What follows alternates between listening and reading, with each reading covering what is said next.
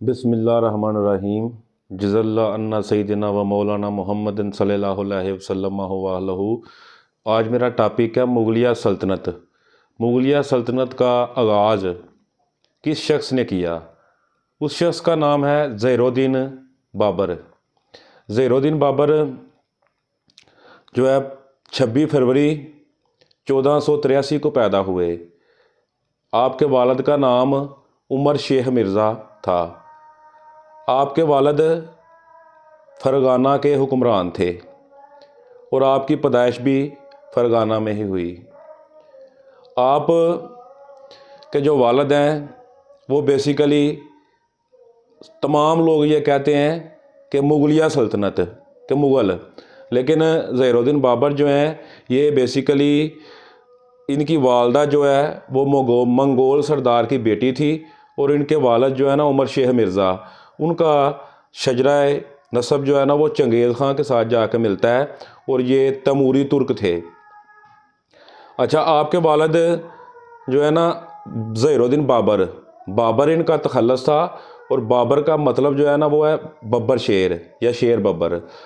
اچھا، 1394 میں جو ہے نا جب آپ کے والد کی وفات ہوئی نا، تو اس کے بعد ظہیر الدین بابر کو جو ہے نا فرغانہ کے تخت پہ بٹھایا گیا۔ تو جب آپ تخت پہ بیٹھے نا تو آپ کے چاچا اور چاچا زاد بھائی ان تمام کی سازشوں کا آپ کو سامنا کرنا پڑا، تو انہوں نے جو ہے نا آپ کے خلاف سازشیں شروع کی۔ آپ جب تخت پہ بیٹھے تو آپ کی ایک خواہش تھی کہ آپ سمرقند، جہاں کبھی امیر تیمور بیٹھا کرتا تھا جس تخت پہ، آپ کی خواہش تھی کہ آپ بھی جو ہے نا سمرقند کے تخت پہ بیٹھیں۔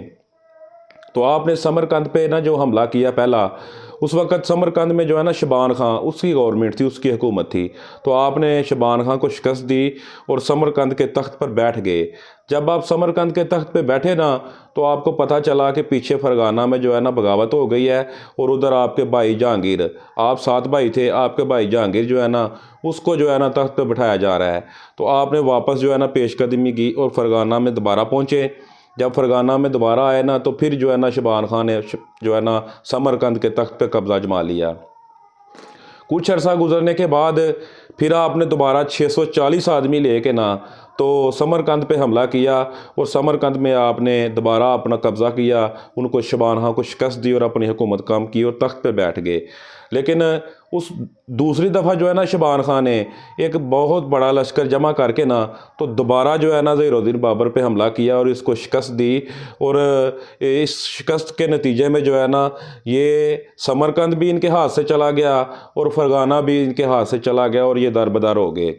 تو یہ جو ہے نا انہوں نے ہمت نہ ہاری، یہ جو ہے نا سمرقند اور فرغانہ پہ نظر رکھے ہوئے تھے۔ اسی دوران جو ہے نا ان کے چچا جو ہے نا ان کی وفات ہو گئی، تو ان کی وفات کے بعد جو ہے نا اس کا بیٹا جو ہے، ان کے چچا کا بیٹا، وہ تخت پہ نہ بیٹھا، اور اس کے وزیر جو ہے نا اس کا وزیر تخت پہ بیٹھ گیا، کابل کے تخت پہ۔ تو جو ادھر امراء اور وزیر مشیر تھے نا، ان کی خواہش تھی کہ کوئی شاہی خاندان کا شخص جو ہے نا وہ حکمران بنے۔ تو ظہیر الدین بابر نے جو ہے نا سوچا کہ مجھے ادھر جانا چاہیے، تو یہ جو ہے نا کابل میں چلے گئے۔ جب یہ کابل گئے نا تو انہوں نے جو ہے نا امراء، وزیروں، مشیروں کو ساتھ میں لایا، اور ادھر جو ہے نا اپنی حکومت اور اپنا مطلب تسلط قائم کر لی، اور اپنا ادھر قبضہ کر لیا، اپنی حکومت قائم کر لی۔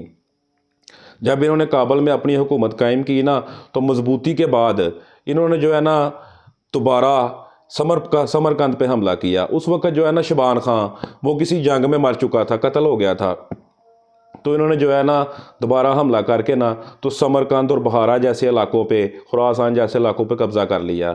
جب انہوں نے قبضہ کیا نا تو اس وقت جو ہے نا انہوں نے کچھ مطلب اسماعیل تھا، اس کے ساتھ مل کے کچھ جو ہے نا شیعوں کے بارے میں کچھ چیزیں جو ہے نا ان کے حق میں لکھی یا لکھوائی، تو جو ہے نا ان کے امراء، وزیر، مشیر سارے ان کے خلاف ہو گئے۔ تو ادھر جو ہے نا شبان خان کے بیٹے نے بھی حملہ کر دیا، اس نے کافی ازبک جو ہے نا ان کو ساتھ ملا کے حملہ کیا اور ان کو شکست دی۔ تو دوبارہ جو ہے نا سمرقند اور فرغانہ اور بخارا جیسے علاقے ان کے ہاتھ سے چلے گئے، اور دوبارہ یہ کابل میں آ گئے۔ جب یہ کابل میں آئے نا تو پھر یہ بھی سوچ رکھتے تھے کہ مشرق کی طرف جانا چاہتے تھے، تو پھر جو ہے نا ظہیر الدین بابر نے مشرق کی طرف پیش قدمی شروع کی۔ تو انہوں نے جو ہے نا پہلا حملہ 1504 میں ہندوستان برصغیر مشرق کی طرف 1504 میں انہوں نے پہلا حملہ کیا، حالات و واقعات دیکھے۔ پھر اس کے بعد جو ہے نا انہوں نے دوسرا حملہ وہ 1519 میں کیا، پھر انہوں نے تیسرا حملہ 1519 میں کیا، پھر انہوں نے چوتھا حملہ جو ہے نا وہ 1520 میں کیا۔ حالات و واقعات کو دیکھتے رہے۔ پھر جو ہے نا 1524 میں اس وقت ابراہیم لودھی جو ہے نا اس کی حکومت تھی ادھر برصغیر میں، دلی میں انہوں نے اپنی سلطنت قائم کی ہوئی تھی۔ تو اس وقت پنجاب کا ایک گورنر تھا دولت خان۔ دولت خان کا جو بیٹا ہے نا دلاور خان، اس کو نا کافی ذلیل کیا ابراہیم لودھی نے۔ تو دولت خان کو بڑا غصہ تھا، اس نے جو ہے نا ظہیر الدین بابر کو جو ہے نا دعوت دی کہ تم جو ہے نا ادھر پنجاب برصغیر میں مشرق کی طرف حملہ کرو۔ اس کے علاوہ والیے میواڑ رانا سانگا اس نے بھی دعوت دی۔ پھر جو ابراہیم لودھی تھا تمام مطلب امراء وزیر مشیر جو ہے نا ان کی مطلب جو حمایت ہے نا وہ کھو چکا تھا ابراہیم لودھی۔ تو ابراہیم لودھی کا جو سگا چاچا تھا نا علاؤدین، اس نے بھی ظہیر الدین بابر کو دعوت دی کہ تم جو ہے نا ادھر برصغیر میں حملہ کرو مشرق میں، اور یہ خود بھی خواہش رکھتا تھا۔ تو اس نے جو ہے نا 1524 میں 5واں حملہ کیا۔ اس حملے میں جو ہے نا اس نے لاہور پہ قبضہ کیا، اور لاہور پہ قبضہ کرنے کے بعد جو ہے نا اس نے دولت خان کے بیٹے دلاور خان کو جو ہے نا ادھر حکمران مقرر کیا۔ تو پھر یہ واپس چلا گیا۔ تو جب یہ واپس گیا نا تو دولت خان بیسیکلی جو ہے نا وہ ایک سازش کر رہا تھا حکمران بننے کی، اس کو استعمال کر رہا تھا۔ تو اس نے اپنے بیٹے کی مخالفت شروع کر دی۔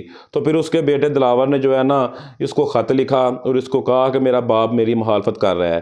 تو پھر ظہیر الدین بابر نے سوچا کہ یہ سب جو ہے نا یہ مطلب مجھے استعمال کر رہے ہیں، یہ سب اقتدار کے لالچی ہیں۔ تو پھر ان سب کو چھوڑ کے نا تو اس نے اکیلے جو ہے نا وہ مشرق کی طرف پیش قدمی شروع کی، اور اس نے جو ہے نا 21 اپریل 1526 کو جو ہے نا برصغیر میں حملہ کر دیا۔ جب اس نے حملہ کیا نا تو وہ بڑی مشہور اور پانی پت کی پہلی لڑائی ہے۔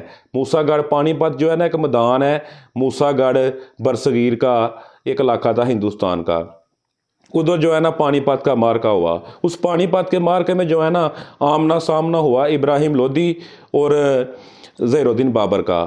ابراہیم لودھی جو ہے نا اس کے پاس 1,00,000 کی فوج تھی، اور ظہیر الدین بابر جو ہے نا اس کے پاس کچھ جگہ لکھا گیا 12,000 اور کچھ جگہ لکھا گیا 20,000 یا 25,000 کی فوج تھی، لیکن زیادہ جو مثبت بات ہے وہ 12,000 کی فوج تھی اس کے پاس۔ لیکن سب سے بڑی بات یہ ہے کہ توپوں کا استعمال اس نے سب سے پہلے جو ہے نا اس کا آغاز کیا تھا توپ خانے کا۔